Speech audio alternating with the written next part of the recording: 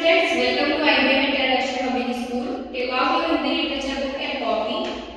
Today's topic is नींव का निर्माण फिर पाठ 12 जो हमारी कविता है उसको हम पढ़ेंगे और समझेंगे। पहला आपका जो कविता की पंक्ति है उसको पढ़ते हैं, फिर उसका भावार्थ समझेंगे। नींव का निर्माण फिर नेह का आह्वान फिर वह उठी आंधी की नभ में छा गया सहसा अंधेरा, धूली धूसर बादलों ने भूमि को इस भांति घेरा।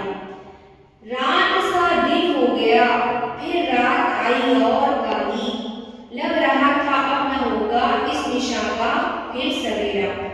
रात के उत्पात भय से भीत जन भीत कड़कड़, किंतु प्राची से उषा की मोहिनी मुस्कान फिर। इन कविता के माध्यम से जो पंक्तियां हैं, कवि ये कह रहा है कि यहाँ पर नील का मतलब घोंसला होता है और फिर प्रस्तुत पंक्तियों में कवि ने नील का निर्माण फिर कहा है, यानी कि मनुष्य को जैसे कि एक पक्षी है उसका घोंसला गिर जाता है, टूट जाता है, लेकिन वो फिर से अपना घोंसला बनाती है, उसी प्रकार मनुष्य को लगातार पुरुषार्थ करने व भविष्य के प्रति आशावान बने रहने के लिए कवि कह रहा है।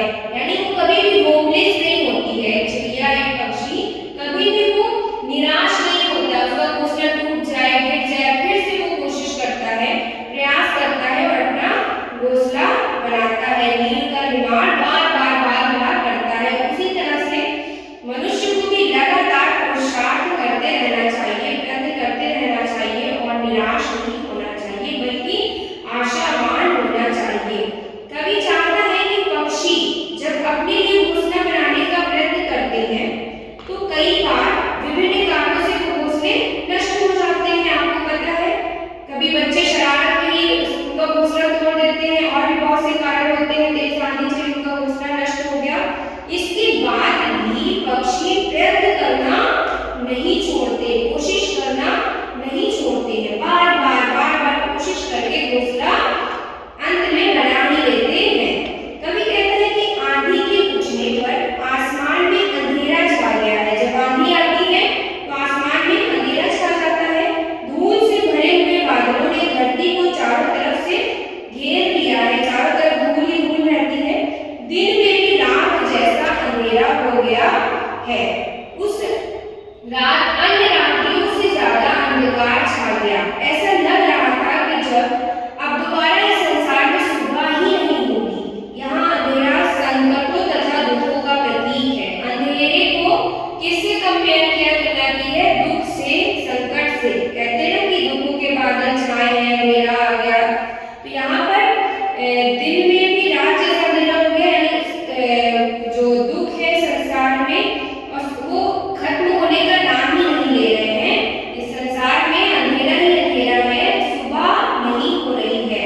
यहाँ पर अंधेरा और संकट मैंने आपको बताया कि दुखों का क्या है, प्रतीक है, साइन है।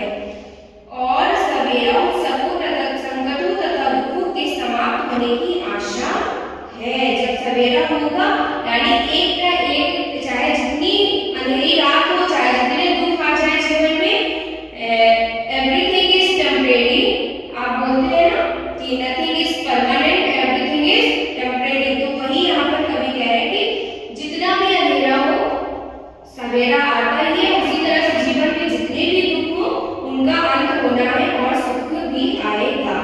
इतने संकटों के बाद भी कभी निराश नहीं होता और कहता है कि उषा की मोहनी मुस्कान ही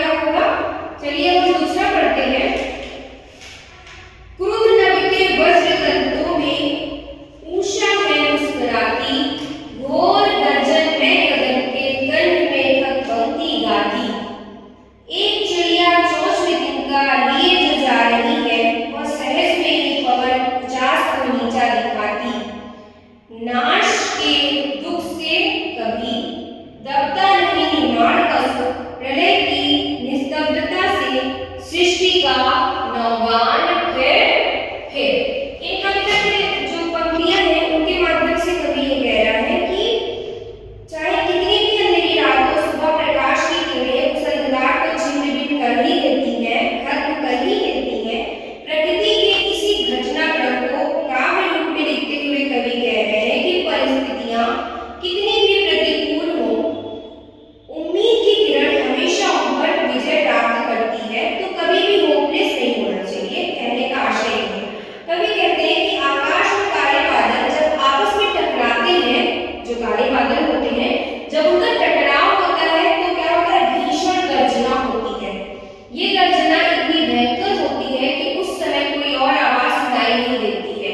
स्टूडेंट्स, आपने बादल गरजते हुए सुना है ना, कितनी भारी आवाज होती है कि और कोई आवाज सुनाई नहीं देती है। ऐसे समय में जिस प्रकार पक्षी कतार में उड़ते हैं, लेकिन इस सिचुएशन में भी पक्षी अपनी कतार में उड़ते हैं, चहचहाते हैं, ठीक उसी प्रकार मनुष्य को भी उम्मीद नहीं छोड़ना चाहिए, लगातार कंटिन्यू प्रयत्न करते रहना चाहिए, ताकि परिस्थितियां कितनी भी प्रतिकूल क्यों ना हो।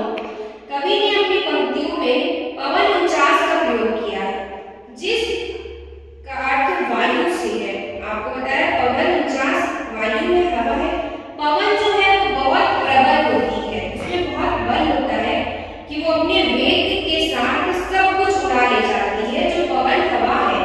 ऐसे में भी चिड़िया अपनी चोंच में तिनका लिए हवा के रुख के विपरीत उड़ती जाती है। पवन हवा सब कुछ उड़ा ले जाती है, उसके बाद भी उसमें इतना बल होता है, लेकिन चिड़िया अपना साहस नहीं होती है, वो दाना लेके क्या करती है, उसके विपरीत आके पूरे वेग के साथ उड़ती रहती है। ऐसे में चिड़िया अपना दाना चोंच में लेकर हवा के रुख के विपरीत उड़ती जाती है और पवन 49 को नीचा दिखाती है। कवि का मानना है कि नाश का दुख चाहे कितना भी बड़ा क्यों ना हो, उसका अंत होना ही है।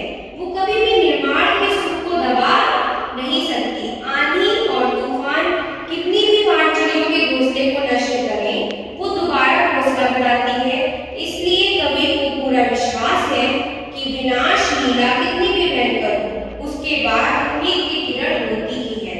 यदि पूरे संसार में प्रलय आ भी जाए तो उसके बाद भी सृष्टि की पुनर्रचना अवश्य होगी। ये इस जो पंक्तियां आपकी